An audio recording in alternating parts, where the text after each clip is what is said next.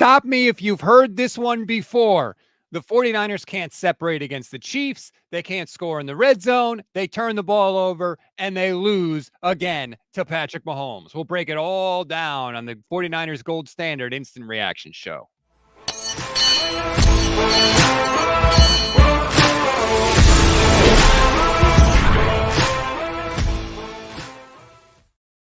What is good, everybody? Welcome to the Instant Reaction Show here on the Gold Standard 49ers Podcast Network. I'm Rob Stats Guerrera alongside Levin Black. Levin, I just said it in the cold open. Stop me if you've heard it before. Niners can't convert on third down, turn the ball over against the Chiefs, can't stop Patrick Mahomes from scrambling, and what do you know? They get punked again. This game really boils down to one thing for me. This is an indictment on every single leader on this team. I mean the captains, and I mean Kyle Shanahan as the head coach. Now, I don't mean indictment as, and I want to be clear, I'm not saying get rid of every single player that's a captain and fire Kyle Shanahan. But it is an indictment that they are not reaching their teammates. They are not leading. And you know this because often they are the ones messing up. Now, you can say the one Purdy interception was on Ronnie Bell, but two of them were completely on Purdy. You saw Trent Williams with a hold in a critical situation. You saw Trent Williams literally get knocked on his rear end, straight back pancake inside the 5-yard line there immediately before the interception was thrown in the end zone to essentially finish the game. Mm-hmm. You saw, Juice has missed blocks. You've seen drops by Aiyuk. You saw Fred Warner miss a tackle that would have given the team the ball back with a chance only down 2. And instead he missed the tackle on Patrick Mahomes and it went for 20 plus. The leaders are failing this team. And it is time for me, in my opinion, you can't do it this season, but in the off season, they need different voices to come forward. It's just bad. It's the same old with the 49ers, what we have seen this year. It is just constant failures on third down in the red zone failures. They had, now I know the Niners are still driving, but before the last drive that the Niners are currently on right now, they had converted 1 third down in the entire game. 1. That is not going to get it done.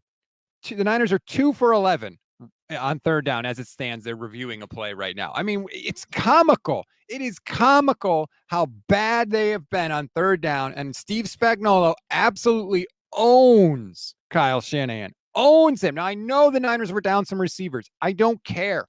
Okay. That doesn't mean you got to score 30, but you got to score more than 12. All right. It's just bad. It's just the same old from Kyle Shanahan. Yeah. And that's why I think, to me, the number one person above all others that deserve blame for this is Kyle Shanahan. He is the one that's failing the most. The offense has been terrible. I mean, we've gone a complete 180 from the beginning of the year. What was the beginning of the year after the Minnesota game? Well, the offense is showing up. They're struggling to get it done in the red zone, but they're dominating time of possession, but the defense is so terrible it doesn't matter. Now you have a game like this. The defense showed up. The defense did all they could. They gave up some late touchdowns after they wore out because the special teams left them out to dry and the offense left them out to dry. We are now to the point that the defense is showing up, but the offense screws them over. And there's zero excuse for this offense. I don't care that, Aiyuk got hurt and Deebo got hurt. You have Brock Purdy, and either he's it or he's not, because Patrick Mahomes has nobody as well, by the way.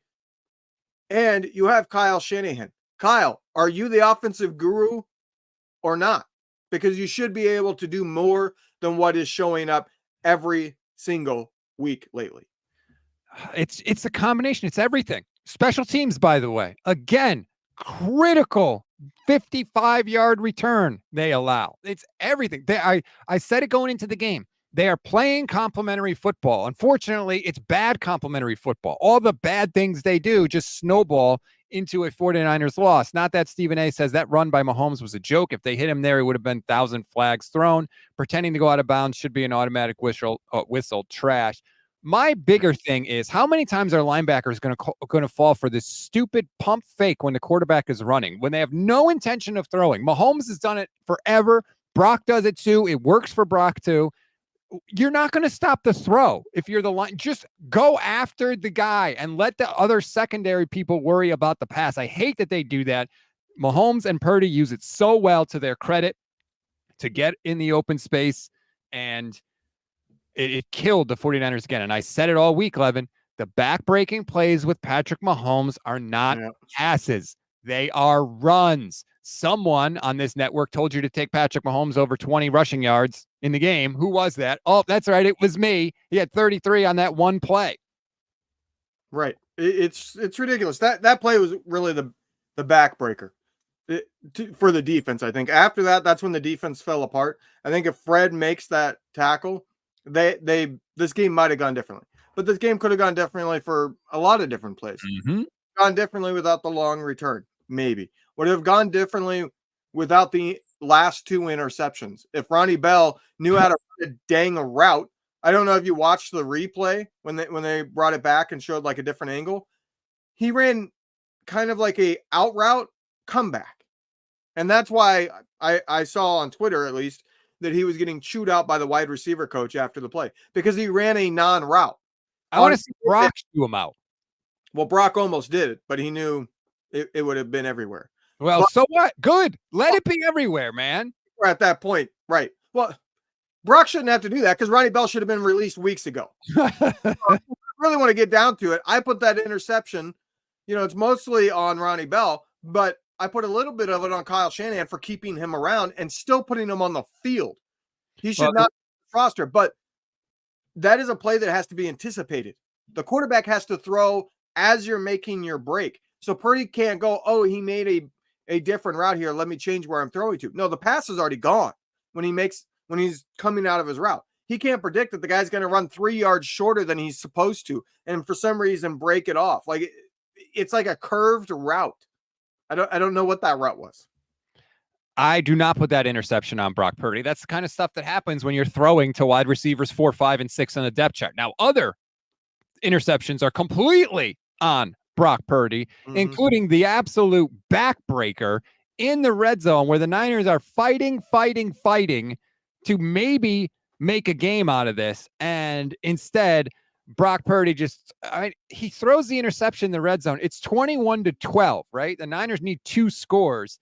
And he throws the ball. I know he was under pressure.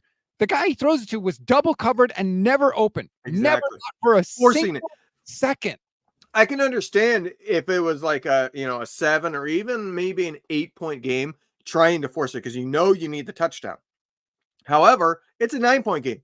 You need a touchdown and a field goal. There's no reason to force it in that scenario. If you don't convert there, you take the field goal and you hope the defense holds to give you another shot to go down and get the touchdown you need to win the game.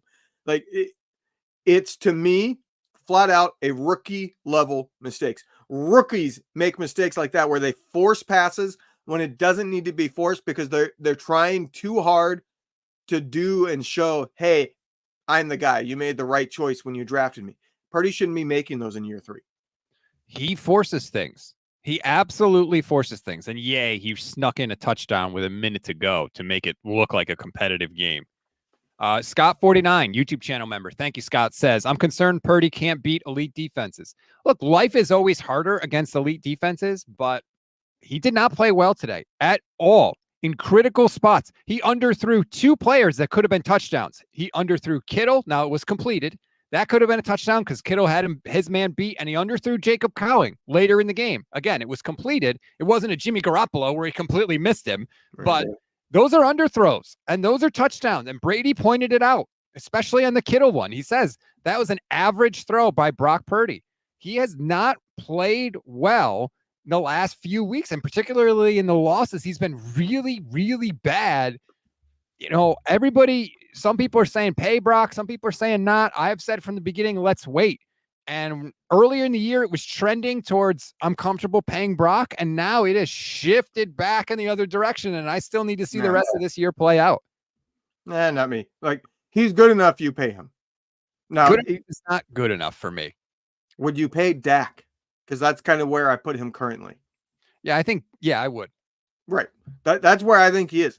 He's a difference maker some of the times. He executes almost every single time, but he does have these games where he stinks it up. Now, they're very rare for Purdy, but this forcing it is his kind of Achilles heel. But to me, that's a pretty good Achilles heel to have because that's one of the easier ones to fix, in my opinion. You can fix somebody who just forces it in those moments because eventually they should learn their lesson on that. You can't fix somebody that just sees things wrong. You can't fix somebody who just doesn't have the talent to do it, right? So this is something that I think is easily fixable, but it's the one big thing for him. To me, he's already in the boat you pay. Cinema Pigeon says, if it makes you feel better, the Chiefs are the current dynasty, and when it matters, they don't lose outside of Brady and fluky Bengals performance. Yeah, that's why they're really good, because they find a way to get it done. This comment made me laugh. Nick R says, I hope Deebo coughs in Ronnie Bell's effing mouth. That's so messed up, because Deebo was sick in the game and couldn't play. And that's another thing. I bet you Kyle will say, well, Deebo went out. We thought he was going to play. Tough, dude. I don't want to hear that excuse. Yeah, I put that out there. If Shanahan goes in and says, well, we struggled offensively because our game plan was a Deebo game plan, no. If he says that, I wouldn't have a problem with Jed York busting through the door and saying you're fired. Because if Kyle is still doing that now, he doesn't get it, and he's never going to get it. I am not close to the point of wanting to fire Kyle. I have certain problems with him, but I'm not close to wanting to fire him. But if he's going to say things that stupid and keep making excuses for himself, rather than take accountability, all right, your ship has sailed because your team is showing the same tendencies. They don't take accountability, and that's why you're having problems. So if Shanahan wants to still go down that road and blame it on, oh, poor us, we lost one single player before the game where we had an idea that he wasn't going to play, right? So we just had no chance. Then to me, you don't have the right mindset. Speaker, YouTube channel member for 10 months. Thank you. If you want to be a YouTube channel member, it's less than $3 a month. You get custom emojis, membership badges, priority comment response. I highly recommend it if you can do it. It's a great way to support the channel and what we do here. Speaker says, calm down with the Brock Purdy hate. Spags exposed Kyle Shanahan. No, Brock Purdy was not good. He was missing guys. He was throwing balls in the dirt. At one point, he threw a pass directly into Dominic Pooney's helmet. Like, no, yes, Spags is good, but Brock also was bad separate from that. He was making weird ass throws. You're like, we got to acknowledge this. We have to.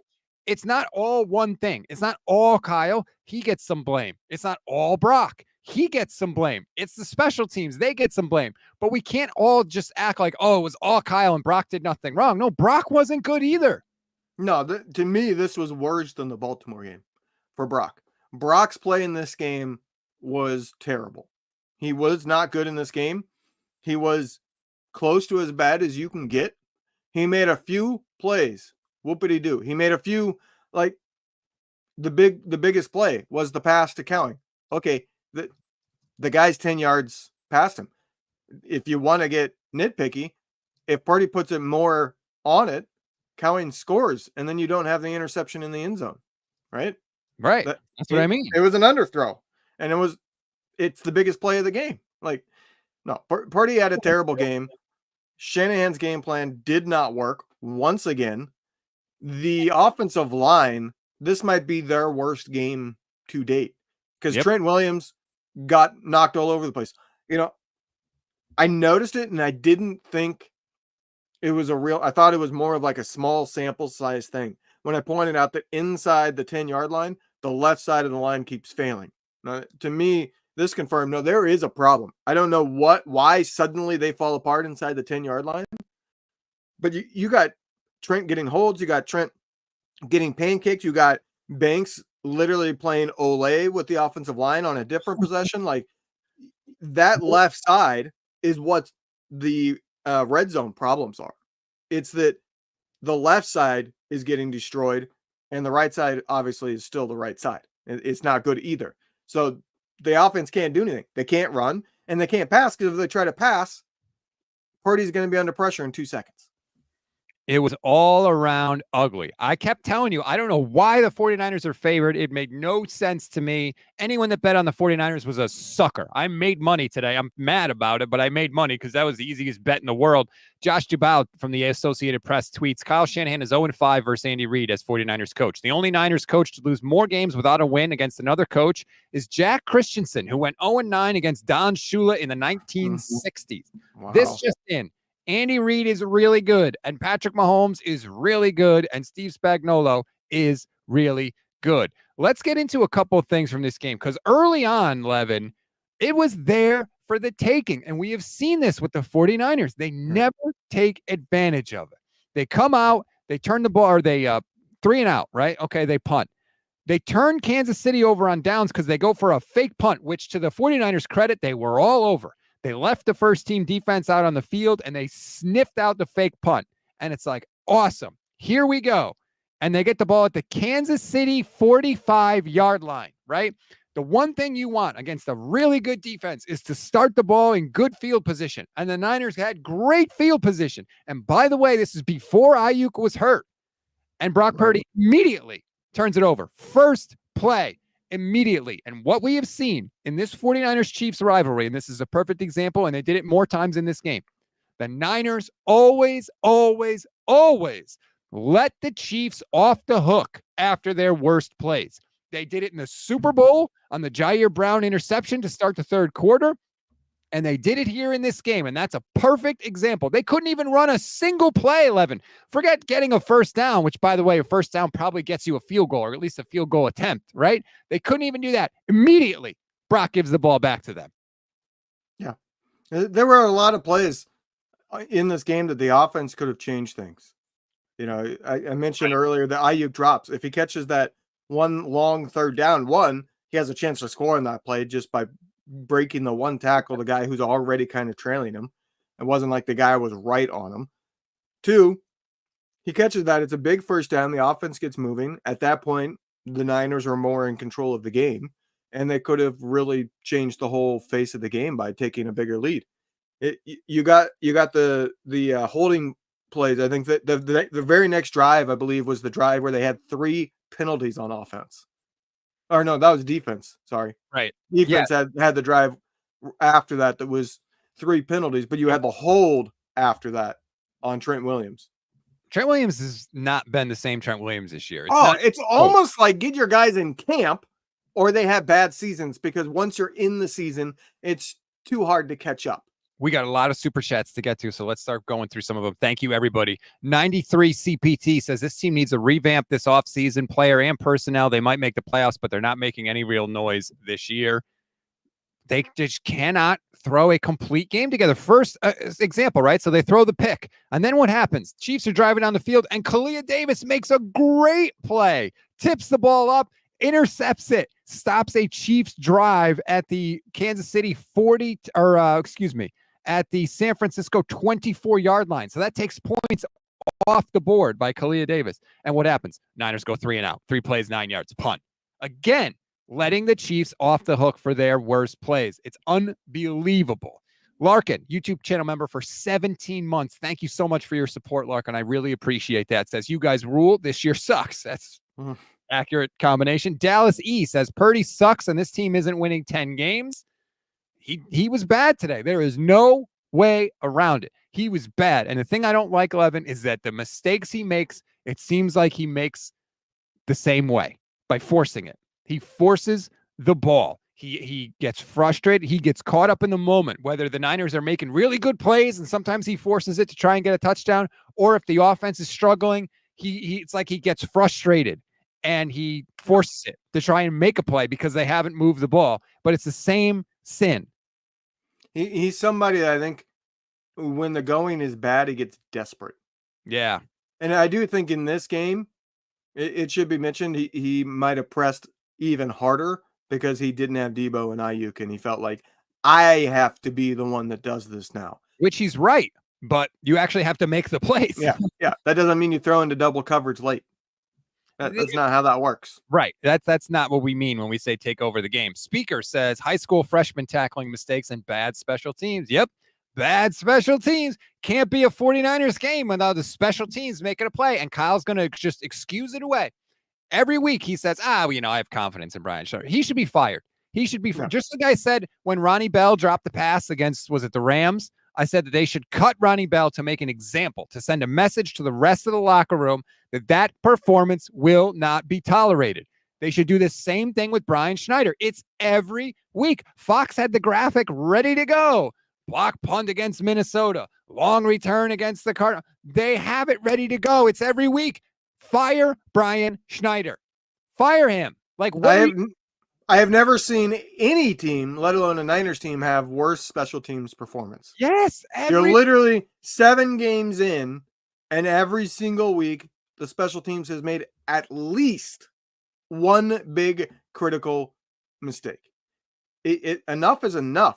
You want to talk about accountability? Kyle, your team can't have accountability when your coach sucks and you refuse to do anything about it. And don't give me this, we've had injury. Every team has injuries. Don't give me this. Yep. Are the Rams special teams this bad? They've had more injuries than anybody. Why aren't the Rams? Well, the backups who usually do special teams are having to be starters due to injuries. So that's why it's special team. No, you're not the most injured team in the league. Right. Yeah. It's not like everybody else's special teams are perfectly intact. It's comical. It's really, really bad. Frank Vasquez says wide receivers can't beat man-to-man. Purdy would have had 2 long touchdown passes if he had an arm. Also, I wouldn't pay Purdy $60 million. He could only take you so far. Look, games like today give all the Purdy haters all the ammunition they need. He was bad today. He was bad. I saw a really good tweet. Let's see if I can pull it up here. By the way, Patrick Mahomes wasn't good, but Brock Purdy's quarterback rating in the game was 25.1. That is the worst by a starting quarterback in a game this season. And Mahomes wasn't great either, by the way. Yeah. Mahomes late into the middle of the fourth quarter, you have Mahomes with less than 130 yards and 2 interceptions with no touchdowns, and you're not winning. Right. Patrick Mahomes was 16 of 27 for 154 yards, no touchdowns, 2 picks. Now, he did have a rushing touchdown, so that obviously counts. 5 carries for 39 yards and a rushing touchdown. Brock Purdy, 17 of 31 for 212, no touchdowns passing, 3 picks. He did have 2 quarterback sneaks for touchdowns, one of which was actually really cool. Nice little creative call by Kyle Shanahan in the red zone. The other one was a garbage time touchdown, so who cares? Neither quarterback was great today, but the game was there for the 49ers to have. It was absolutely there, and they continue not to take it. And it is absolutely infuriating to watch as a fan because you just see the same things happening. Even again, Chiefs throw the interception to start the second half, which was the receiver fell down. Xavier Worthy falls down. Diamond Lenore catches it, and he takes it back into the red zone. And you're like, all right, here we go. And the Niners went for it on 4th down in the following possession. Yes, Kyle Shanahan, good. They get into the end zone. Brock Purdy runs it up the middle, and Kyle Shanahan, down 2 points, doesn't go for 2. Explain this to me, Levin. Explain how it makes sense to run a play where even if everything goes right and the play is successful, you are still losing. How does that make sense? It doesn't. You have to go for 2. He is so scared, and I want them to ask him in the postgame. Don't ask if he thought about going for it. Why didn't you go for 2? What is the point of running a play that even if it works, you're still losing? If you lose the game by 2 points or you lose the game by 1 point, you still lose.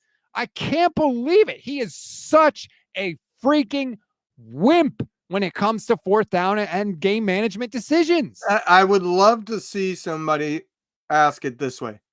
Kyle, when you score a touchdown in the second half and you're down by 2, what do you do?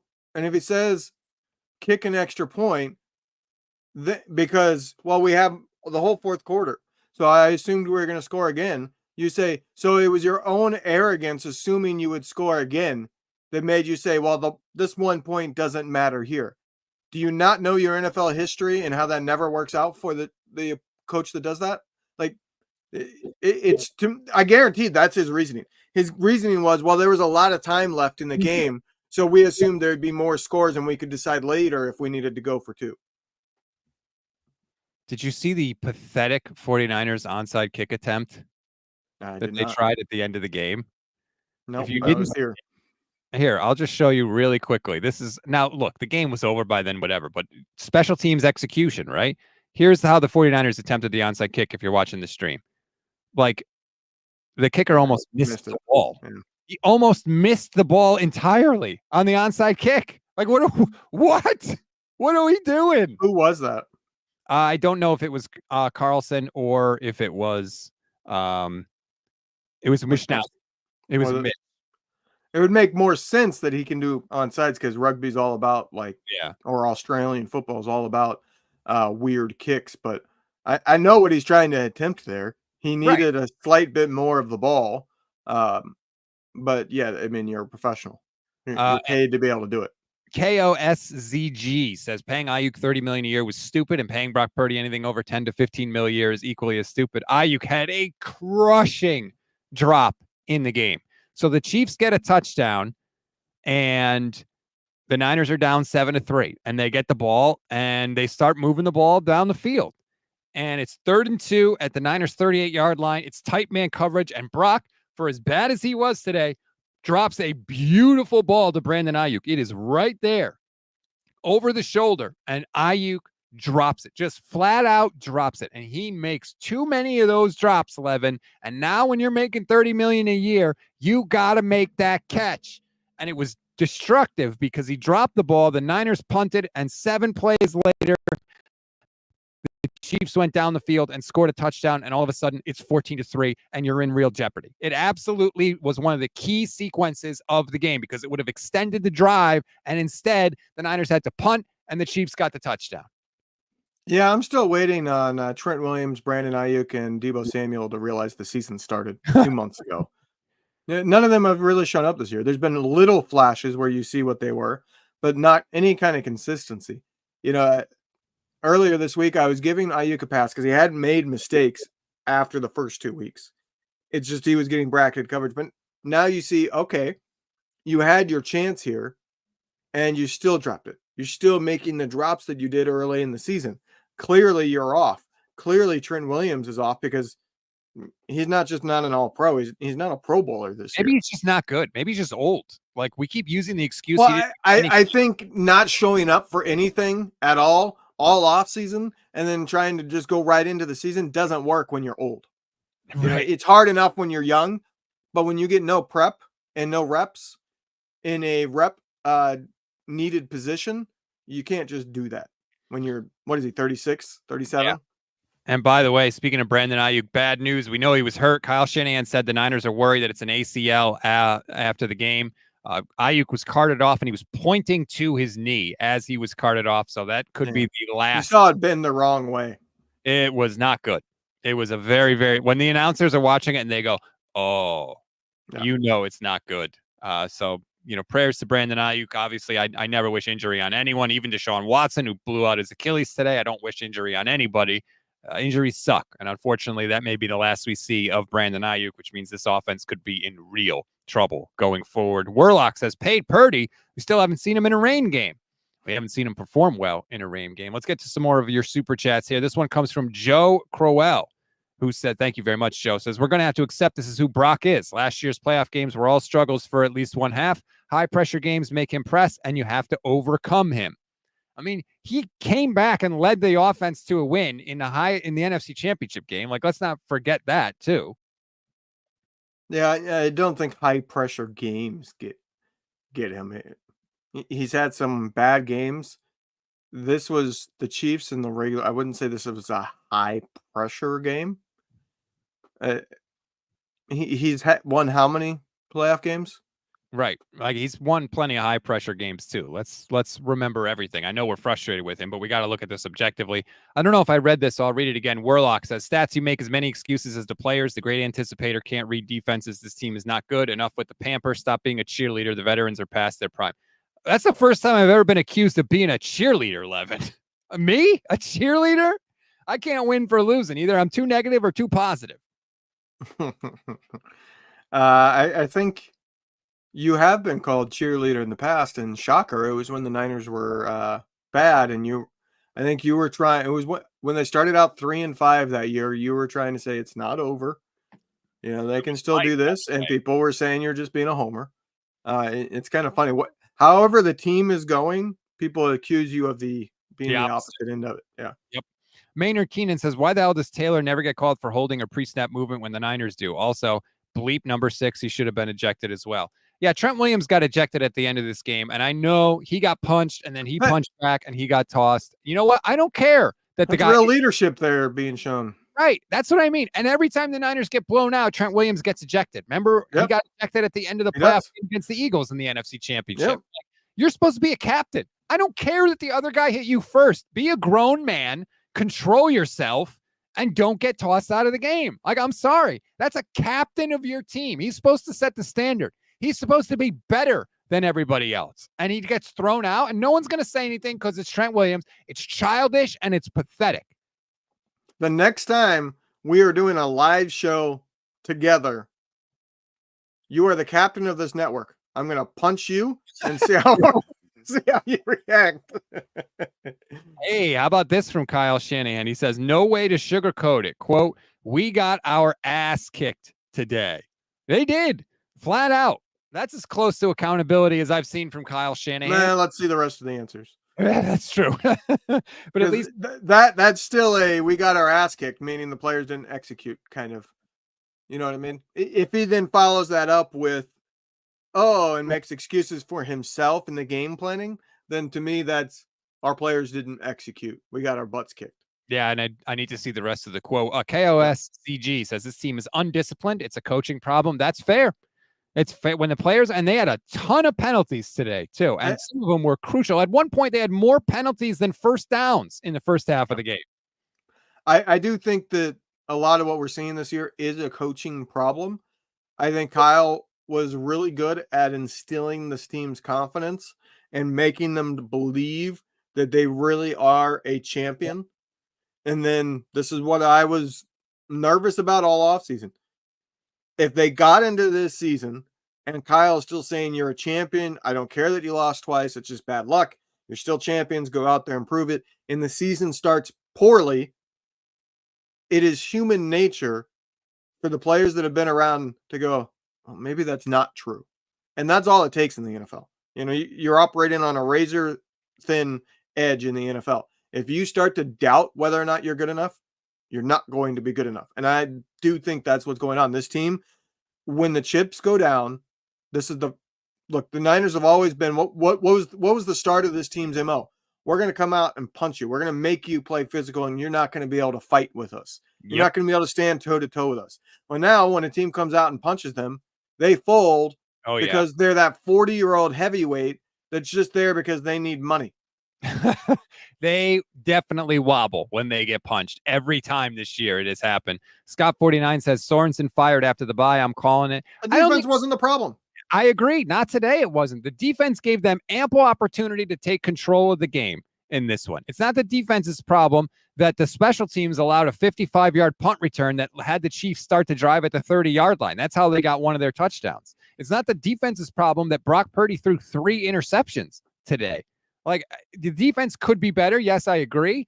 But the biggest problem is the offense and maybe the special teams. Those two things, that's where I point the finger for most of the blame. At the end of the third quarter, Patrick Mahomes was completing about 50% of his passes. He was a little above the mark.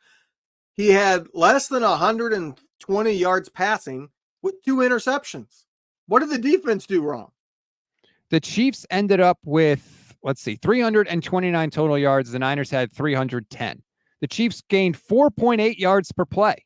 The Niners had 5.5. Like, again, I'm not saying the defense is blameless, but they don't get the biggest slice of blame pie, to me, in my opinion. It's the offense. It's the offense. Obi-149 says, everyone needs to be honest that Kyle is not going to get it done. Constantly unprepared in big games, made mistakes. What's a good reason not to fire him? I would say the 2 Super Bowl appearances and the 4 NFC Championship games. Just, I don't care how this goes, unless Kyle is saying or doing things that kind of force your hand, which I don't anticipate. It doesn't matter how the season goes. You don't fire Kyle Shanahan. But I will say that even if this team finishes like, let's say 9-8, not terrible, but just not good enough. If next season starts like this, that seed is boiling, and it might boil over.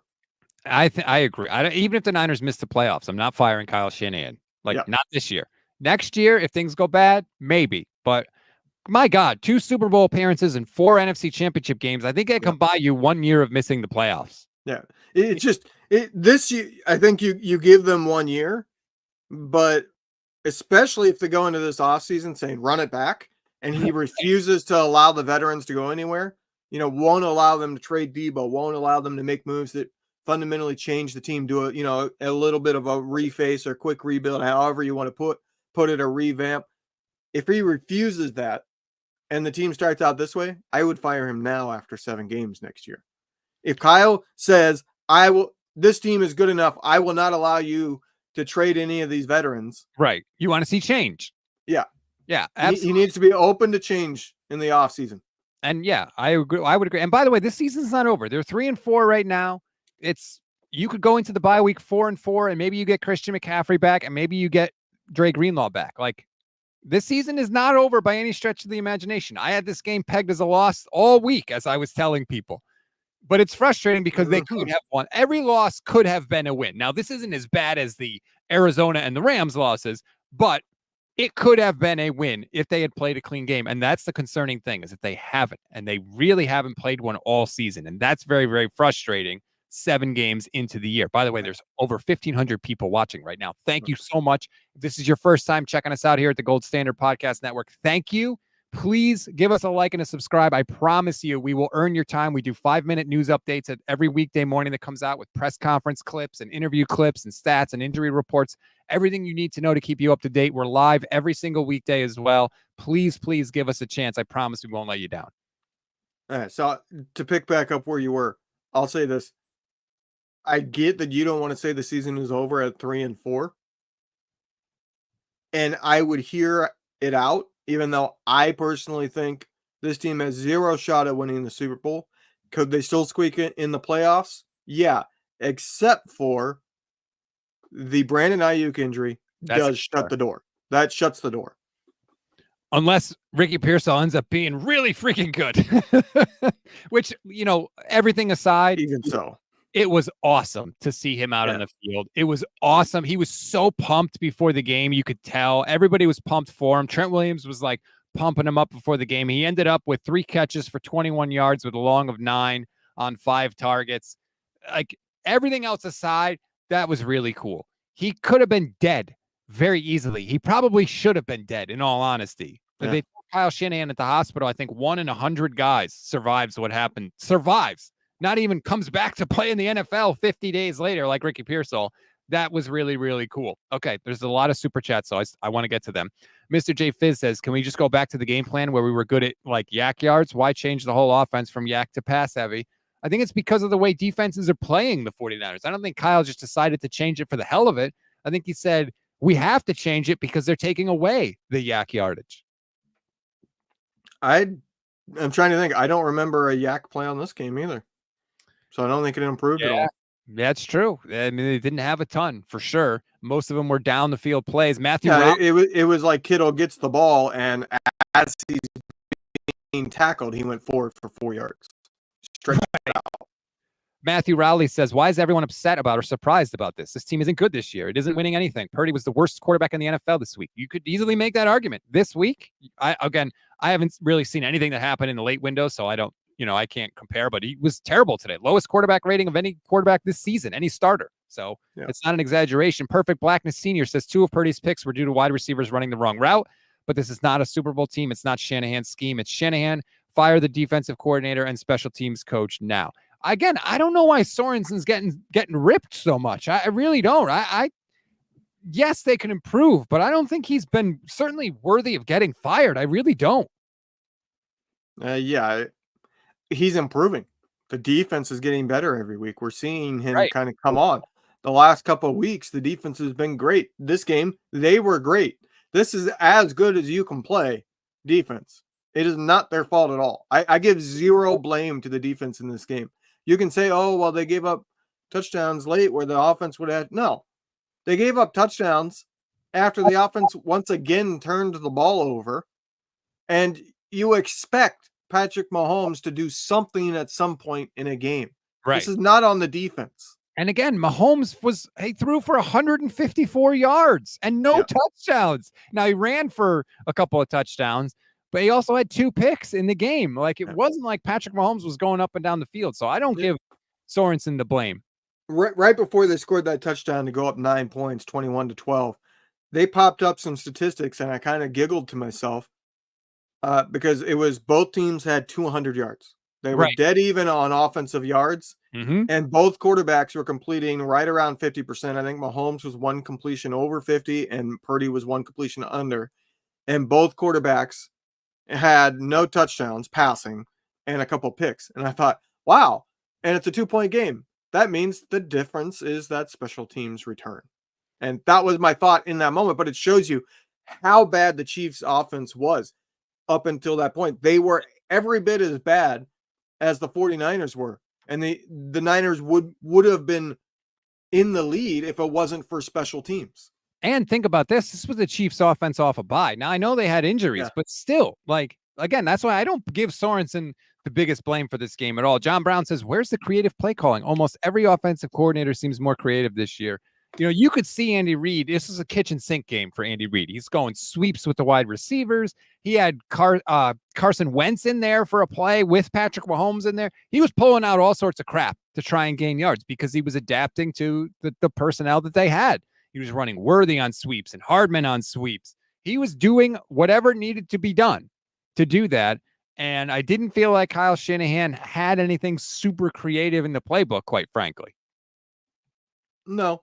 I mean, there's the one play where I can't remember if Bosa got a near sack or got a sack on that play. I think it was a near sack, but he blew up the play because he came all the way from the right and he wound all the way around and came to the left and got unblocked because by the time he came around to the left, the tackle had assumed nobody would be there. It was in the first half. So he is starting to get a little more creative. This is interesting. Grant Cohn just tweeted this. Kyle Shanahan just lectured Brock Purdy for 5 minutes at his locker. Purdy listened and said nothing. Never seen anything like it. He should lecture his quarterback after a 3-interception performance. Like, what are we talking about? Brock Purdy played like garbage today. He should get lectured by the head coach. He absolutely should. Like, what are we handling Brock Purdy with kid gloves for? Brock Purdy is rightly going to ask for a market rate quarterback contract this offseason.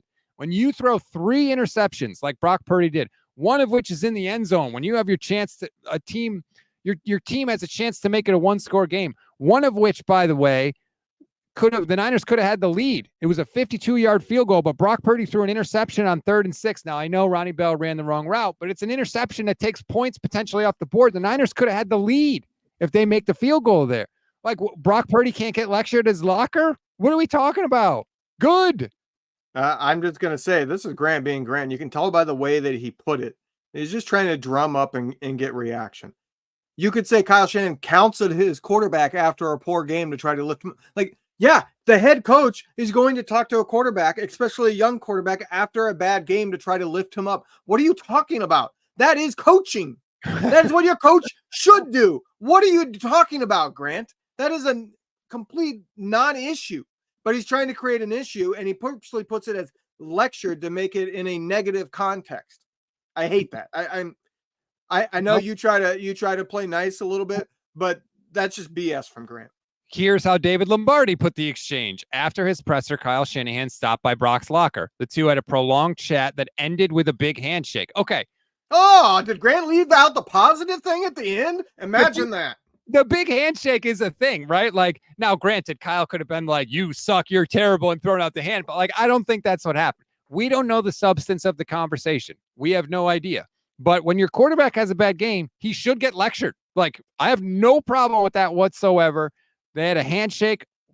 Okay. Like, look, Grant puts a negative spin on things. Lombardi puts a positive spin on things. So what's the middle ground, which is where the truth probably lies?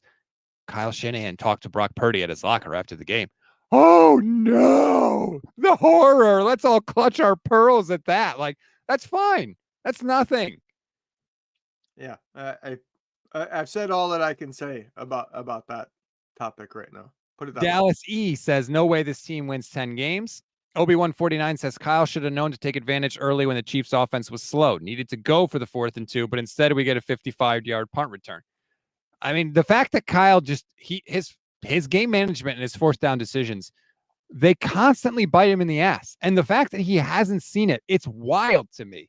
How has no one just grabbed him and shaken him by the collar and say, dude, you can't keep doing the same thing? He probably has had that. Kyle wouldn't react well to that, for one. Should still do it. You know, how many times have we seen the offense come out and just suck it up for the entire first quarter, if not entire first half? Kyle's scripts are crap. Can we go there? Kyle is not game planning well at all. Now, he can see things in the first half and make some changes, and then the offense gets going a little bit. We actually saw that a little bit with the touchdown in the second half. But Kyle's game plans going into the game are horrible, and I think it's completely clear the defenses have figured this out. If whatever your tendencies are on film, Kyle is going to do whatever he can to beat those tendencies. So if you just change your tendencies for the game against the 49ers, you will beat him, because you can predict what Kyle is going to do if you just predict that he's going to go towards your tendencies. So interesting. I came out and I said Brock's interception to Ronnie Bell was on Ronnie Bell, that he ran the wrong route. Well, Kyle Shanahan said no. Specifically after the game, he was asked by Mayoko, was that a miscommunication or did he miss the throw? Shanahan said, nah, he just missed the throw. If that's true, that is awful by Brock Purdy. He overthrew him by 5 yards. That is awful. It's not true, because Ronnie Bell literally ran a route that doesn't exist. But why would Kyle say that then? Probably because Kyle hasn't seen the film. Maybe. And he'll come back and change his mind later if he's followed up on it.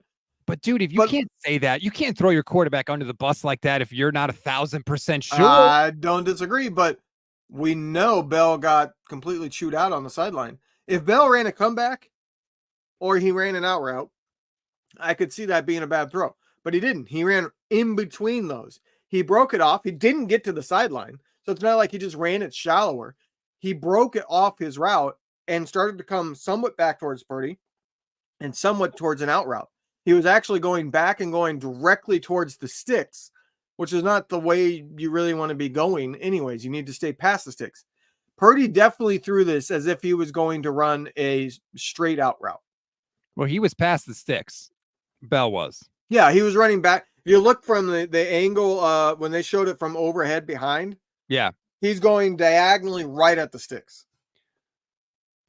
We got to find out more info on that. Either way, I mean, because the Niners could have kicked a field goal that would have given them the lead at that point. There was 6 minutes left in the third when Brock threw the interception. It was 14-12 Chiefs. That was third down.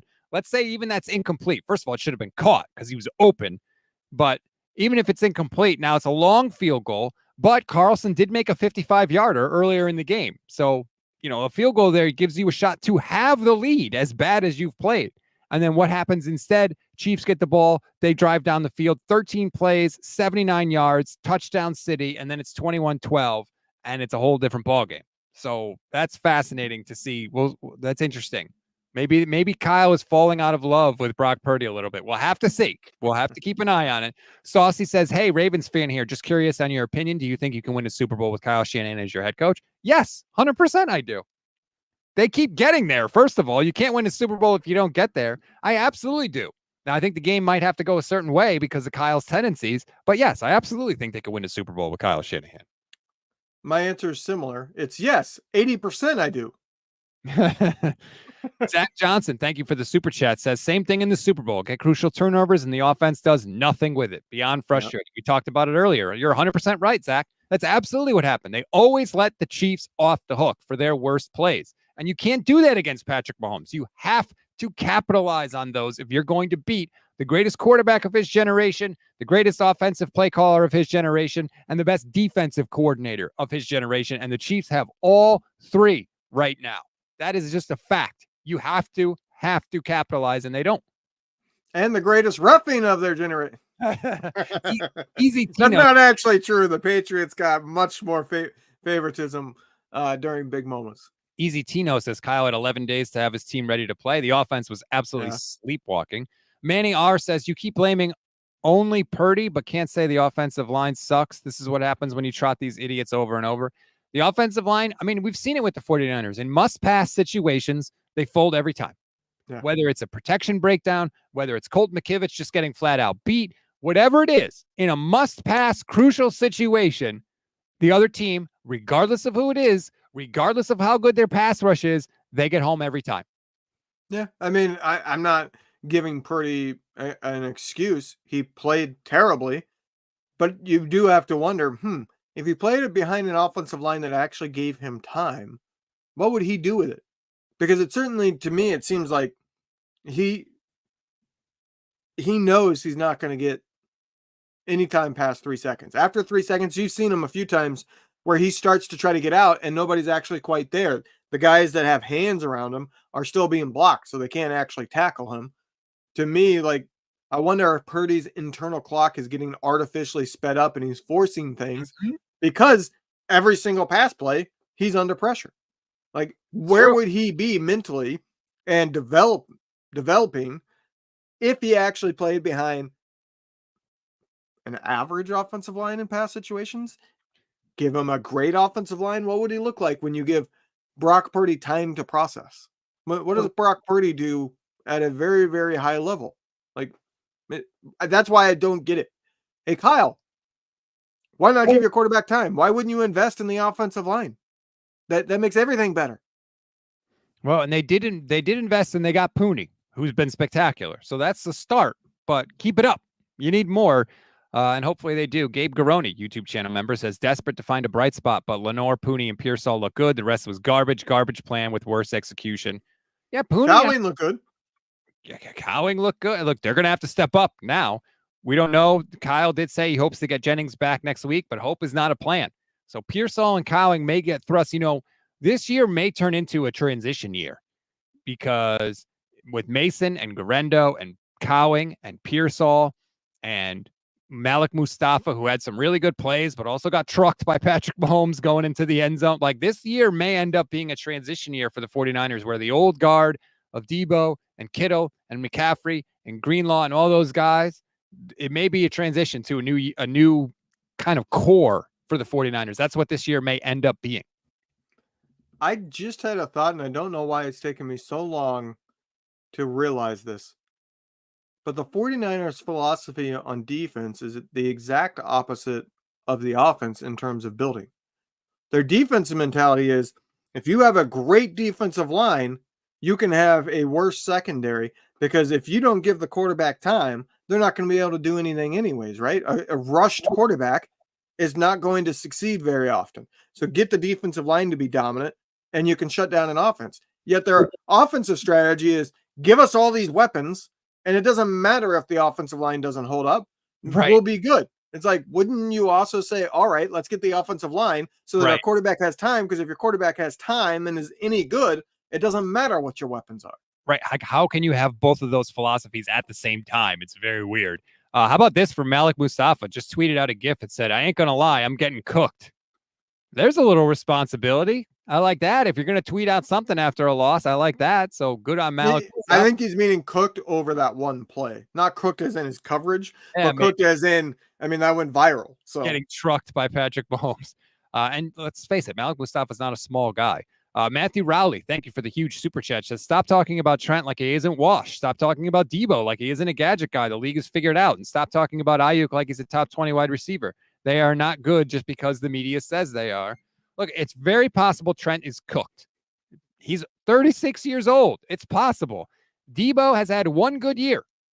One good year. And he got sick. Look, he's a human being. Human beings get sick. But let's be honest, he wasn't having the best year when he's out there. And by the way, the whole idea of skinny Deebo, that's gone.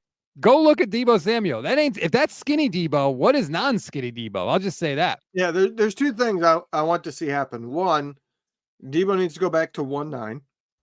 Knowing you can find a different one. Two, Kyle Shanahan needs to cut his hair because the mojo is off. That's true. I want to see somebody say that after a loss, like, in a joking midweek press conference. Hey, Kyle, You know, you're big on looking just right. You've let your hair go this year. Do you think maybe your mojo is off?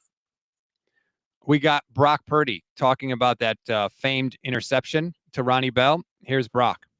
Yeah, I think I got to play better for sure. Just with my throws, some decisions. And that's pretty simple. I obviously got to watch the film and stuff, but my instant reaction is got to play better. The second interception was on me again. Ronnie did his job. I thought he just got hemmed up. I didn't know where he was going to come out on his route, so I just tried putting it on him, and then he ended up breaking out pretty good. And so Ronnie did his job. It was on me. You ended up putting it on. What are you talking about? He was talking. No, he's talking about he was going to put it right on him in terms of like a tight, close, tight window throw. Because if he runs that out route, the DB's there, but the DB's on the backside. So as long as he puts it right on him, on his chest, the DB can't get to it without going through Ronnie Bell. That's what he means by put it right on him. That is a hideous interception by Brock Purdy in that spot. Hideous. That is awful. That is a play where the Niners are going to say, you want $60 million? Let's fire up this play. Does this look like a $60 million a year? I would love to see clips of how often Aiyuk breaks it off that way. Because that's the route he's running. Maybe Aiyuk says, no, I win the contested throws. I'm running the out route. And so Purdy assumed, because that's what he's used to, that's what it was going to be. And like I said, it's an anticipation throw. He has to throw. I don't know. I'm not saying Purdy is completely off the hook. I don't know that there's enough info yet. He might have been throwing it where Aiyuk would have gone, but he doesn't have that level of connection to Ronnie Bell because Ronnie Bell's wide receiver number 6. And thus, Bell went somewhere that Aiyuk usually wouldn't. Not ideal. Astro says Iowa State Brock Purdy strikes again. 808-9er YouTube channel member says the only thing everybody says he's an elite processor, but he makes bad decisions. His balls sail because he has a weak arm and he just looks confused. 11. I saw this from Josh Dubow. Josh Dubow has some good tweets from the Associated Press. This is a bit concerning. Brock Purdy has an 87.8 rating with 14 touchdowns and 12 picks in his past 12 starts, including playoffs, beginning with Christmas night against the Ravens. 12 starts is almost a full season. That ain't good, man. It's playoffs included. Mm-hmm. What were his regular season game? How many games did we have after the Christmas game? 3? And he sat out 1, right? Yeah. So that means he had 2 regular season, and then he had this year where they get to the red zone every single possession and then never get the touchdown. So his touchdown to interception ratio looks like crap. But part of that's on him. He's part of the reason. I'm not saying that it's not on him, but I'm not saying that that's a complete indictment. I think one, including playoffs, is kind of BS. You don't include playoff statistics and stuff like that. He played one game after the Ravens. They played Washington. One game. And then he's so it's out. One game, and then this year where the whole offense has been in a funk. And the playoffs. Yeah, including the playoffs in a small sample size thing is you don't usually do that. You're including that because it helps you. Yeah, it's a good tweet though. It is a good tweet. It's worth, put it this way, it's worth monitoring. Ryan Aloy says, you pay Purdy. Kyle's here for the length of the contract. Don't do it. Paying Purdy top dollar and Kyle Shanahan is the definition of insanity. I don't agree with that, but you're welcome to your opinion. Mr. Will White, 84. San Francisco is in a paralyzed position. Kyle is too good to fire and not good enough to win it all. With Brock Purdy, no team would offer him more than $40 million a year. Why should we? Oh, I disagree with that. I completely disagree with that. The idea that Brock Purdy is going to have to take a less than market value contract to me is crazy. If he doesn't get hurt, somebody will offer it to him. If not the 49ers, somebody will, because that's what it costs to sign a quarterback. I mean, Matt Stafford might retire after this year. You don't think Sean McVay would come calling? Somebody will. He's not taking a number that starts with a 4 in his contract. It's never happening. That's just the reality of the NFL that we live in. Maynard Keenan says, we now know Deebo is an MJ team player. Send him packing at the deadline. If they keep losing, that could easily happen. Now, the Niners would take a massive cap hit, but I still think it could happen. The deadline's too soon. 2 more weeks to the deadline. Right. They're not going to be far enough out of it. At 3-5, they're not trading them. I don't know. Scott 49 depends on the offer. YouTube channel. It depends on if something else. I think 3-5 and as things sit. No, with no 3 and 5, and Aiyuk is done for a year, and McCaffrey has a setback to where he's not coming back. Maybe you then start considering it. Scott 49 says, to clarify, I'm not blaming the D, but Kyle always has a scapegoat. He has to take some of the blame. I agree. Miguel Ramirez says, I'm beginning to believe Kyle would rather never win a Super Bowl if his offense isn't featured, then win a Super Bowl by adopting a different offense. I don't know. I think Kyle Shanahan really wants to win a Super Bowl. I think when he loses, we ascribe these things to him because we're mad and we're frustrated. But if you think Kyle doesn't want to win a Super Bowl, I think you're wrong. I think that's incorrect. I think he desperately wants to win a Super Bowl. I think he thinks the best way to do it is flawed, but I don't doubt his desire to win one. Yeah, I mean, I think it does. That has a little bit of truth to it, because Kyle's arrogance is probably his biggest fault. It's his biggest drawback. And the one person that runs this offense that's won a Super Bowl recently did what in the middle of the season? He listened to his quarterback and his captains and changed the primary formation that they ran. I can't remember if they were running a lot of 11 and then they went to 12, or if they were running 12 and then went to 11, but they talked about it on that, Play Callers podcast a lot, that he was stubbornly wanting to stick to the offense he knew and run the formations that he liked. But the players came to him and said, if you run this, teams won't be able to know what we do. Keep 3 wide receivers on the field at all times. Mm-hmm. And that's what clicked for them that allowed them to win a Super Bowl in that year. Kyle wouldn't do that, in my opinion. Maybe he should. Cam Inman says Nick Bosa has a left elbow injury that is, quote, just a bruise, according to Bosa, but he did have a compression sleeve on it. Keep an eye on that. Don't believe it's just a bruise garbage. Definitely keep an eye on the Nick Bosa injury. Moonman Ed, YouTube channel member, says tanking for Banks Jr. or Sanders doesn't sound so bad, to be honest. Prayers up for Aiyuk. I don't know about that. They're not bad enough to get into that sweepstakes. Right. Bryce James says, can we talk about Mustafa? He made a ton of really good plays where he came down like a freaking missile, man, and tackled some people. He made a lot of impressive plays in this game. The thought I had on the Mahomes when he trucked him, it was a former NFL player was talking to me about quarterbacks and that you just don't realize how big they really are. And he was telling me, like, if you're walking down the street and you saw somebody who's 6'4", 6'5", right, and 225 pounds, all muscle, almost no fat on him, you'd be like, that guy is huge. That's what the quarterbacks are. That's what Tom Brady is. Yeah, Brady's a big guy. Mahomes is 6'2", 225. He's very compact. He's thick, though. He absolutely is. More super chats. Man, we got a lot. Thank you guys so much. Warlock says, if we lose against the Cowboys, how soon can we start a liquidation sale and start stacking draft picks for our current players? I think you have to at least entertain it. You got to make those calls if you're John Lynch. I do think that you have a duty to the franchise to see what's out there. You don't have to decide anything in the moment, but I do think you have to see what's out there. They're not going to do it. At 3 and 5, going into the bye week, thinking they're getting Christian McCaffrey back, they are not going to do that. I do think, depending on if they go out and crap the bed next week, I think they should, but they won't. Night Sky says, if Bell isn't gone by 6 p.m., I'm eating my foot. That sounds like the grossest thing ever, but I understand the sentiment. Perfect Blackness Senior says, it's not Shanahan's scheme, it's his game plan, specifically the stubbornness to stay with it when his game plan isn't working. I've said that, 4 or 5 years in a row now on different games, that he waits until halftime to make adjustments. No, when you go out and your game plan is clearly not working through two drives, change it then. Make some changes. He waits until halftime, and I don't get it. Like, don't stubbornly stick to your game plan for the entire first half when it's not working. Oh, Kyle. It's got to be frustrating for him because after every loss, people are like, fire him, he'll never win a Super Bowl. But when they win, people aren't like, he could win a Super Bowl. Well, it's got to be frustrating because, if players just executed, they would win every game. You would like to see a little more accountability. Matthew Rowley says, I only watched about 7 minutes of this game because I knew it was going to happen. I did win $500 on it, but from what I saw, the D looked good. Yeah, I thought they did enough of their job to give the opportunity a chance to win the game. But when your offense turns it over 3 times, it's not on the defense. Thank you, Matthew, for sending me some of that $500. I appreciate it because I had to buy a new fridge today. So keep the super chats coming.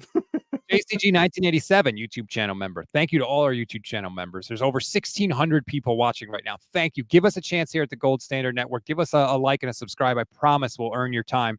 JCG says, I got flack for suggesting the Niners trade for Cooper and his $800,000 salary. Doesn't sound bad now, does it?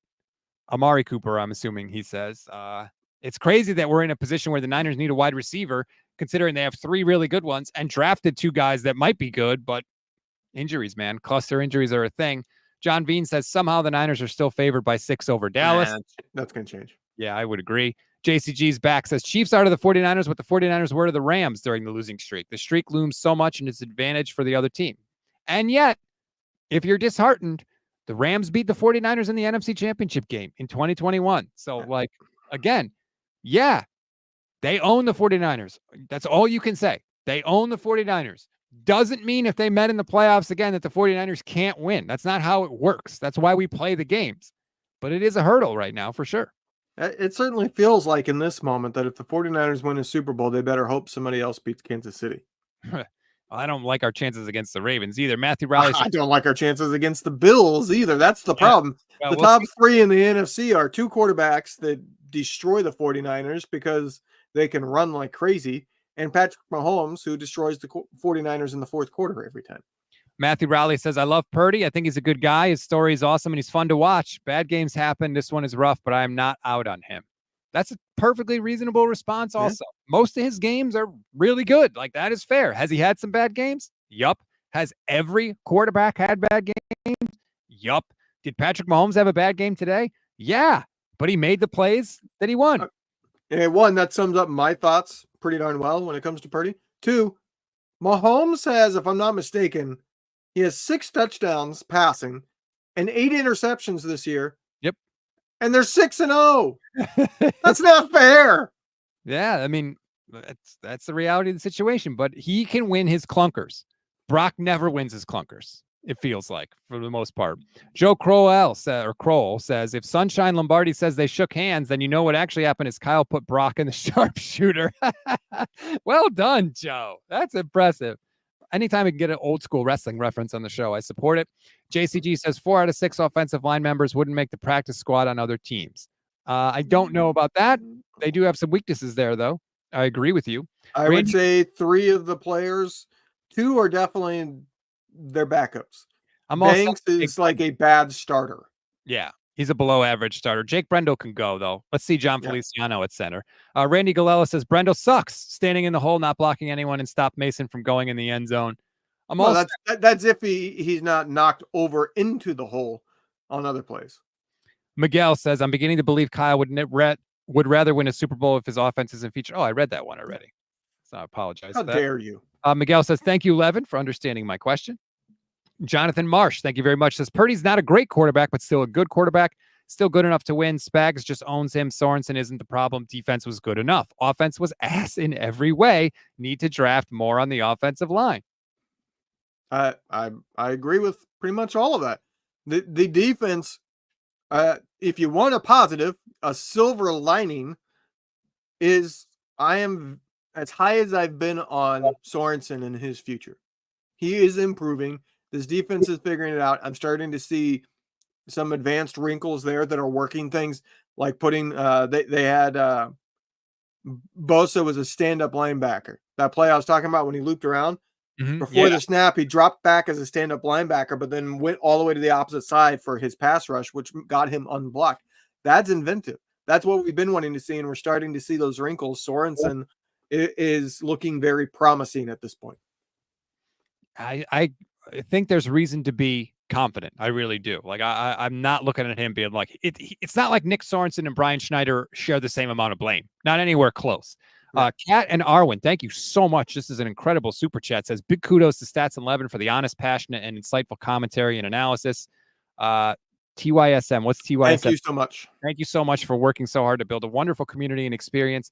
Big deal because this is coming from a Cowboys fan. P.S. Bring RJ Ochoa and BLG on the pod. Well, Kat, you'll be very happy to know I'm going to talk with RJ Ochoa on Wednesday of this week. We're going to talk Niners Cowboys. So that'll be a thing that happens. I love RJ. By the way, happy birthday, RJ Ochoa.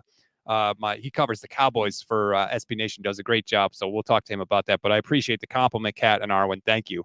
That is you see how I was hip with the young thank you so much acronym. Yeah, wow. I'm not old. Sure. If you have to say you're not old, you're old. Andre, YouTube channel member, says this proves Purdy won't get it done. He's right in the middle with Dak, Geno, and Tua. If they pay Purdy, this is what we will see for years. It is. I would say Dak is not the same as those other. I would put actually all three of those players in a different category. Dak is very, very good, just shy of elite. If you want to say great, I can go there. Geno is good, but not much better than average. Tua is average. Yeah, I would agree with that. And Tua, I mean, this is not a knock on him, but the reality is, I mean, he could, if he retired right now, nobody would blame him for all the concussions. He's had horrible concussions. I hope he retires. I do too. So, I don't want, like, the train wreck is here. We have a chance to stop it. It's on pause. Don't allow it to happen. Mike Stevens says, I think we win this game without the stupid undisciplined penalties. This is when you press the reset button on Madden. They had 3 defensive penalties on one drive that let the Chiefs get a touchdown. It was frustrating. Now, the Niners only ended up with 6 penalties in the game, I believe. So they did sort of get it under control. The Chiefs had 4 penalties. But, like, some of the penalties were like Bosa lining up off sides. Like, dude, that's entirely avoidable. Next play, another person lining up off sides on the defensive line. Like, what are you doing?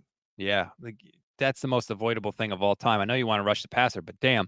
Brian Salcido, YouTube channel member, thank you for the big super chat, says, Rob, love your show, amazing coverage, but you got to let go of the Kyle Love. He's not paid to get to the Super Bowl. He's paid to win it. He's a failure. He's not creative on offense anymore. His game management decisions are trash. I agree with the last thing you said. His game management is trash, but, like, Purdy was second in the league in passing yards coming into the game. Like, that has to count for something, right? Like, I get that he hasn't won the Super Bowl, but people want to ignore everything else that Kyle Shanahan has done. And they just want to say, well, you haven't won the Super Bowl, so you haven't done anything. And to me, I don't look at it that way. Yeah, I disagree with pretty much that middle part, but I agree with the end and the beginning. You agree that... See? I'm nice sometimes. Yeah, I don't like completely threw you off. You're like, wait, well, hold on. What's going on now? I can't take compliments from you. John Brown says, I'm a Purdy fan. Can he make those deep touchdown throws? He's got to be better on some of those, man. Yeah. When your team is not overly talented, you got to make those plays. The margins for error are so small. Those are the best chances the Niners had today. How would this loss feel at 4-2, which we should be, says Lauren Klein. That's another thing too. You are what your record says you are, as Bill Parcells famously said years ago. Well, I mean, it's hard to be at 4-2 when you played 7 games now too. So, well, that's true. But you know what Lauren's point? Yeah, she's meaning if we came in 4-2 and then fell to 4-3 rather than being 3-4, would it feel different? Yeah, but that's because if they were 4-2, they either wouldn't have lost to the JV Rams team, or completely crapped the bed at the end of the game against the Cardinals. They would have won one of those games. So yeah, it would feel different. And look, I know that the offense was not good today, but it's also worth pointing out they're down to their 3rd kicker who missed a PAT in the game. They're down to their 4th, 5th, and 6th wide receivers. No Deebo, no Aiyuk, no Jennings. Again, that doesn't excuse everything, but that is a real thing that happened. We can acknowledge both, and I think that we should. Perfect Blackness says at least one of Shanny's underlings have won a Super Bowl with his scheme. Problem, Shanny wants to win his way, not how the opponent give him ways to win. I don't disagree with that one. I don't think that Kyle says, well, I know I could win a Super Bowl doing something else, but I just refuse. No, you're taking that a little too literally. He goes, this is what I see on film, so this will work. It didn't work? Well, it will work this time. No? Well, it will work this time. No? Okay, maybe I'll try something else. Instead of, this is what I see on film, didn't work, okay, let me change it. There's a beat or two there in the middle that he stubbornly sticks to what he saw on film rather than saying, hold on, everybody has figured out that I'm going to do whatever I see is on film. Thus, they don't do anything that they've been doing on film. Like, it's like he's not getting it. He came. He was great at breaking down everybody's tendencies because he knew defense as well as defensive coordinators knew defense because he sat in those meetings. That's part of what made him special. Teams have figured out that he does that, so they're just not going to do anything. They're going to purposely break their tendencies. They're going to show, and we've had defensive coordinators and especially defensive players say this season, that, well, we know Kyle would see in a film that we did this, so we showed him that, but then we did this instead. Spy versus Spy says, didn't think we were going to win this game. Not bummed at all. Going for ice cream. Enjoy your pain. Hey, good for you, man. Enjoy the pain. And I think this is fair too. Bender Rodriguez on Twitch says McVay won because he got to the Super Bowl the 1 year Mahomes didn't. The Niners beat the Bengals the year they went to the Super Bowl. Like, that's a factor too. The only guy that's beaten Patrick Mahomes in the Super Bowl is Tom Brady, and that's because Patrick Mahomes' entire offensive line was out for the game, and he still played really, really well. You want to talk about teams that are disappointed after making the Super Bowl? The Bengals fans had to come away from that Super Bowl thinking, well, it didn't happen this time, but boy, do we have a dynasty brewing because, we got Joe Cool coming in and, sky high, and it's been nothing good since pretty much. I mean, he's been injured, and even when he's not been injured, they've struggled. Depeche Lol says, stats, you play for the moment. Not impressive. Pay Brock. Adios. You lost me as a viewer. You play for the moment. I don't understand what he means. If you think I'm being hard on Brock Purdy, like, I've praised Brock. I said 2 weeks ago that he was playing better than any quarterback in the league because he was not good today, man. He was not good. We can acknowledge that he wasn't good. He threw 3 interceptions, and the worst one, the one that I thought wasn't his fault, he's admitted was his fault. And it cost the Niners a chance to kick a field goal, which would have given them the lead in the second half. Like, why can't we criticize Brock Purdy for that? It's my fault. I didn't wear his jersey today. I changed my shirt. I bought it for the game I attended. They won. I didn't wear it the next day, with the next game, which was the Cardinals, because I was hiking that morning, so I wasn't going to wear a jersey while hiking. They lost. I wore it last week. They won. I didn't wear it this week. It's all my fault. Right. And you know what? I fully am fine with blaming you for that. Brian says, Rob, give me one honest thing that makes you think Kyle can or will get it done. I can give you plenty that makes me believe he can or won't. He's a really good coach. He keeps getting his team there. You can't win it unless you get there. You think the Lions didn't want to get there? Like, did they give up? Did they try and lose? No. Kyle came back and beat them in the NFC Championship game. Like, again, just because he hasn't won a Super Bowl doesn't mean he hasn't done anything good. I get it. You're frustrated. I'm frustrated too. But I think that we need to step back and look. Is this person a good coach? Yes. Would he get hired instantly if he were fired by the 49ers? Would he be the highest paid coach in the NFL? Yes. Because teams would have a bidding war to get him. He's not perfect. He needs to fix things. I fully acknowledge that. But I would much rather have him as a head coach and say, hey, let's work on these things than to just throw the baby out with the bathwater. I'm not doing that. No, thank you. And it's not one or the other. He can improve. He can evolve. He can get better. Why can't we just hope for that? Why do we have to fire him completely? How about this one? This is interesting. Andre Garibay says, Brock, Stroud, or Love? Sorry, I didn't mean to click off of that. Brock, or no, I got it. Okay. Brock, Stroud, or Love? I would go Stroud, Brock, Love. Stroud was awful today. Stroud played one of his worst games today. I didn't get to watch games. I was refrigerator shopping all morning. So I didn't get to watch games till the second set. By the way, the NFC could have come back to the Niners in a big way. Unfortunately, the opposite happened. Seattle won. The Packers won on a last-second field goal over the Texans. That is a thing that happens. I mentioned the Seattle game already. We don't know about did the Rams win? No, I think the Rams lost. At least that is a thing that happened. But still, did not work out the way I would have hoped, although Minnesota lost, so that's good. Always like to see that. The Lions kicked a game-winning field goal at the end of the game.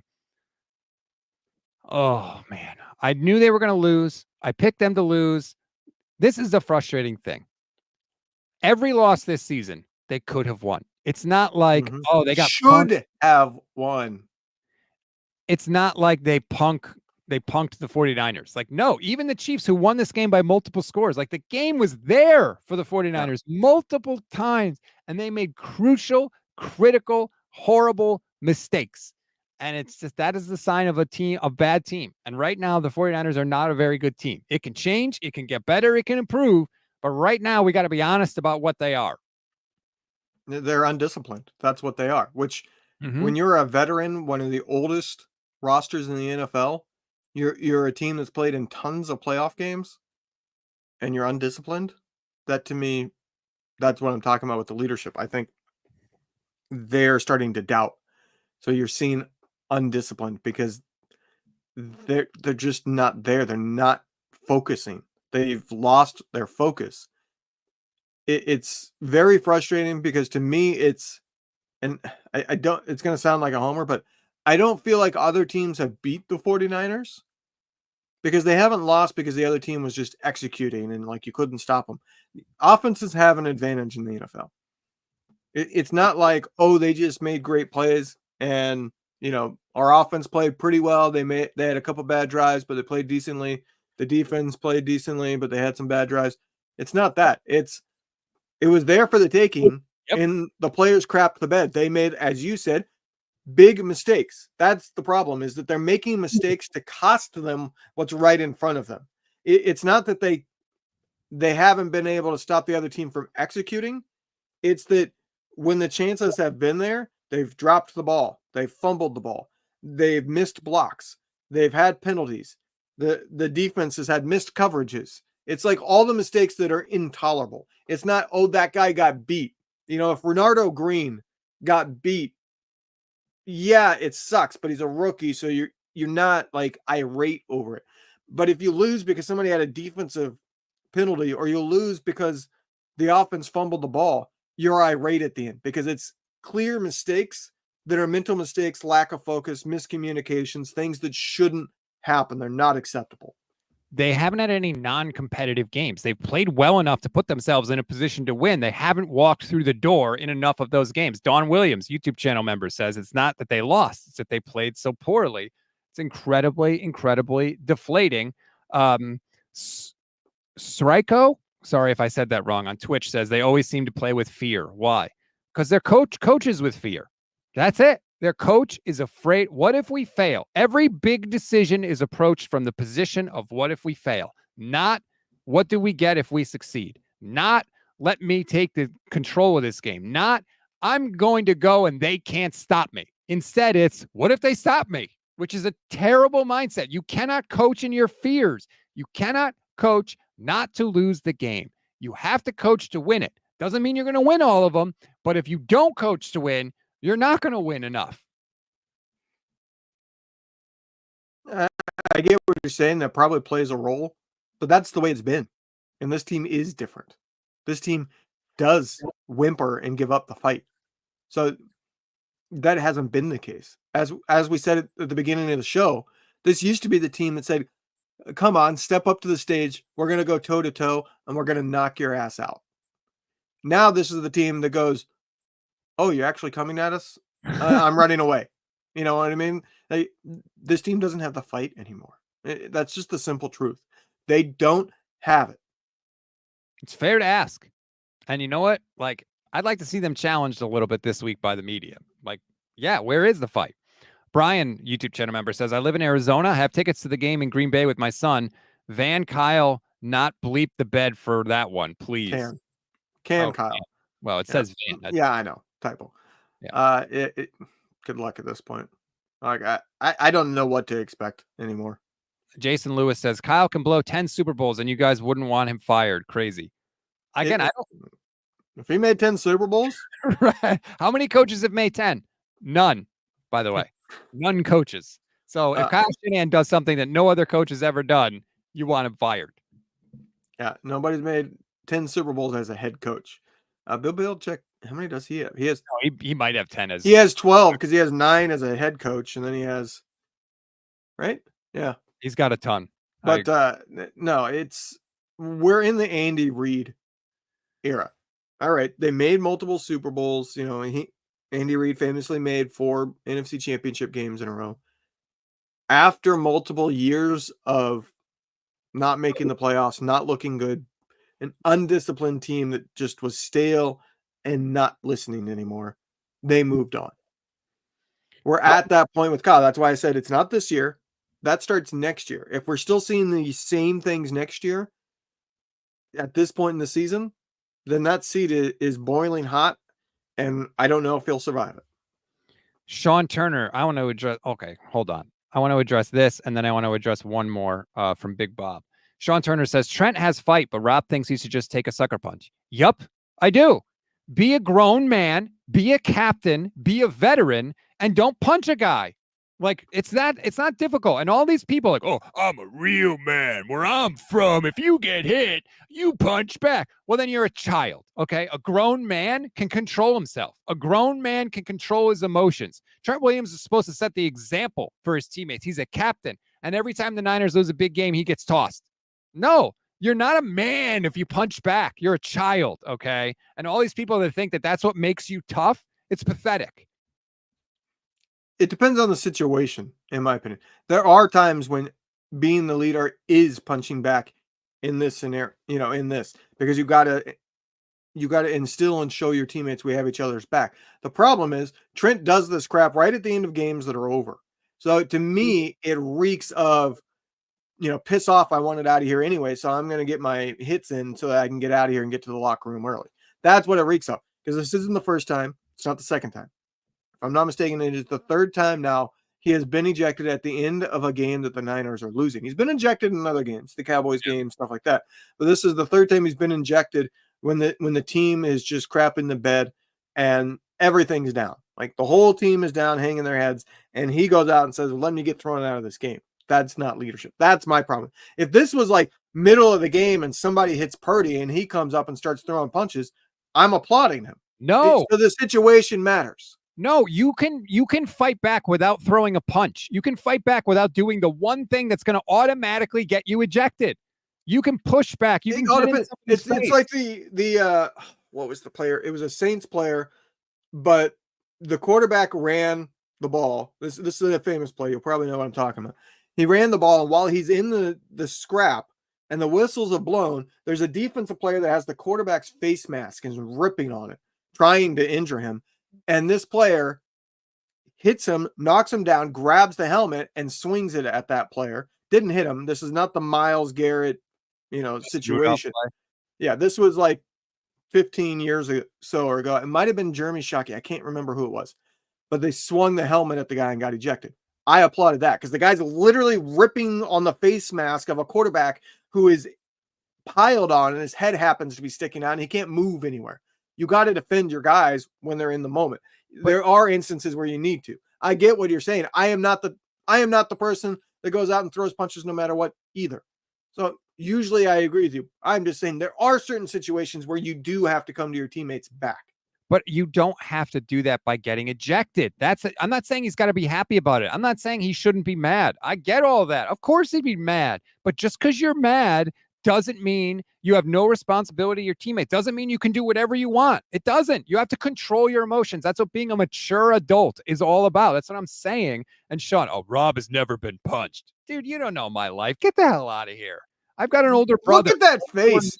What are you talking about? Look at that face. That face is very punchable. What are you talking about? Fair point. John Brown says, we ran Harbaugh off. Did we forget how bad it got? Finding a Super Bowl winning coach is not easy. Harbaugh hit his... He's literally tossing and destroying the offense of the office of the GM. His time had come. You can't tolerate that. He didn't do anything to extend his welcome. Let's just say that. Dawn Williams says he's 36 years old. He literally knows better than that. I agree. The whole idea. And that's his sister. She knows. No. Sean says it's a combat sport, not an office cubicle. Exactly. You don't need to throw a punch because the next play you get to smash the guy legally. Like, that's the whole point. The idea that Trent Williams is totally excused from getting ejected just because somebody hit him first is ridiculous. And you have to expect more of your captains and a veteran and a guy that's going to walk into the Hall of Fame. Come on, man. No, it's not tough. That just bugs me. Do you get to continue the combat if you're ejected? Right, exactly. Like, it's a play where you could legally assault people. You don't need to throw a punch. That's all. That's my only point with that one. Anyway, it's been 90 minutes. I think we've made our point. Shout out. There's over 1,500 people watching, almost 1,600. Thank you so much. If this is your first time watching, we are live after every 49ers game. We're live every single weekday. We do a 5-minute 49ers in 5 show every weekday morning that comes out with press conference clips, news updates, injury reports, everything you need to be up to date on what is happening with the team. Please just give us a chance. Subscribe to the YouTube channel, please, or subscribe to the audio podcast, wherever you get good audio podcasts. Please give us a chance. We will not let you down. The team may let you down, but our team won't let you down. Please give us a chance. I was going to say, we will be here even when we're 4-8. Okay. That's right. 100%. We will be here. And we will get through it together. All right. This has been a 90-minute therapy session. Thank you, everybody, for joining. We appreciate it. There's going to be plenty of dissection of this one as we go along. Enjoy the rest of your night if you can. Hug your kids if you got them. Talk to your family members, loved ones. I can't even have a cold beer right now because my fridge is broke. Ooh, my wife literally, after the game was over, she slid this box of Stella and just put it next to the studio for me. She knew. That's good wifing right there. So if there's a mistake in 49ers and 5, you know who to blame. Yeah, because I will be a couple more beers in. Oh, 1 beer is not enough. It's more than a 1 beer night. I'll say you that. Enjoy the rest of your night, everybody. For Levin Black, I'm Rob Stats Guerrera. Go Niners. Let's get back at it next week.